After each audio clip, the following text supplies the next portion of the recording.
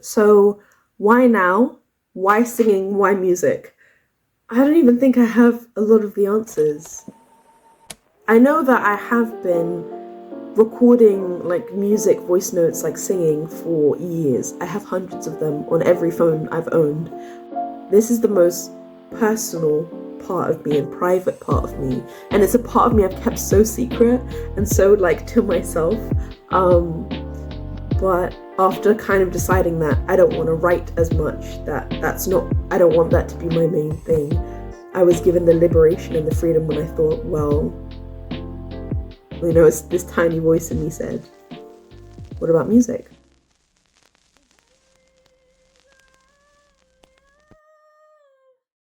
The thing about singing is that I'm exercising muscles I have used before, but in a different context. When you write and then leave it for a bit and then go away and come back to it, you kind of have to read it with two minds. Like half of your mind or the other mind is thinking, wow, this is really good. So after I'm done with that bit, I listen back. So my laptop is synced to my TV. So then I listen. I love that I did this and this and this. And the other mind is kind of saying, this needs to change. This sentence is a run-on sentence. Why is the punctuation and the grammar doing this? How does it need to be formatted? And with music, it's really similar.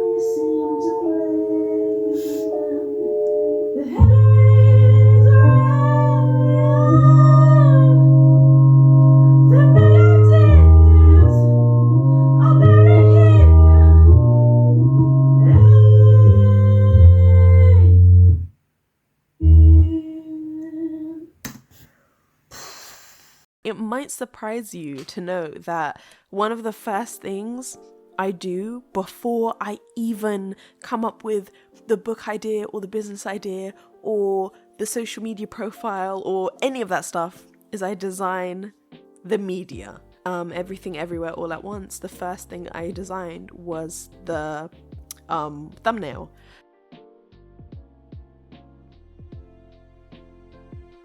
And I did the same thing with music.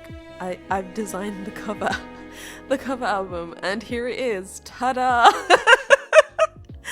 I've always, like, I go back and forth. Like, I think, you know, I should, you know, really build a following before I create anything. And then the other part of me is like, create something and that will build the following.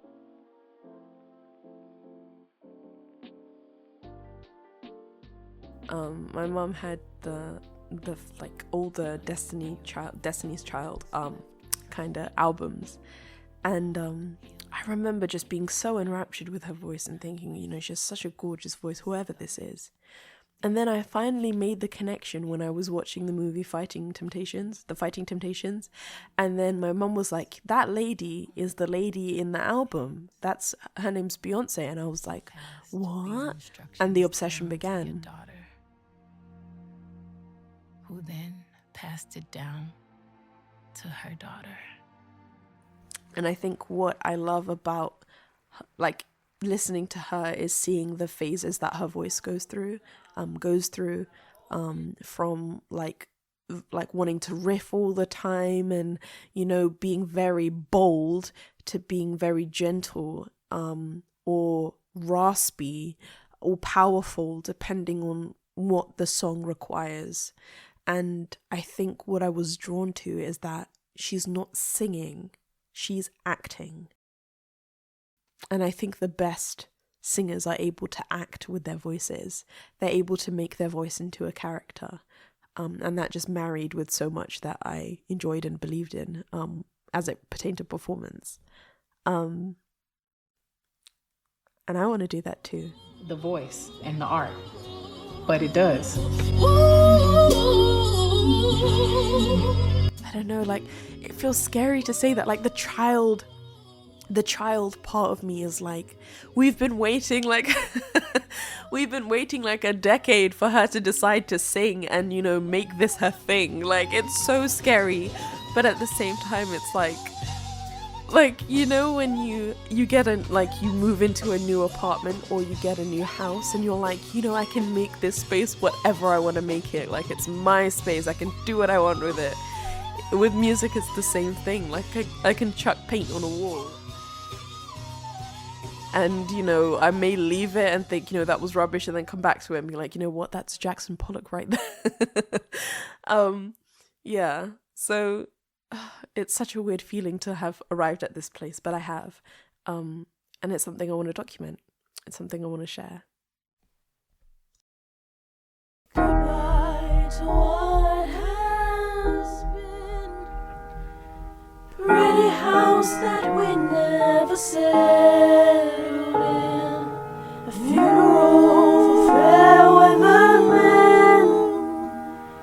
I am the one to cleanse me of my grandest sins. The Henrys are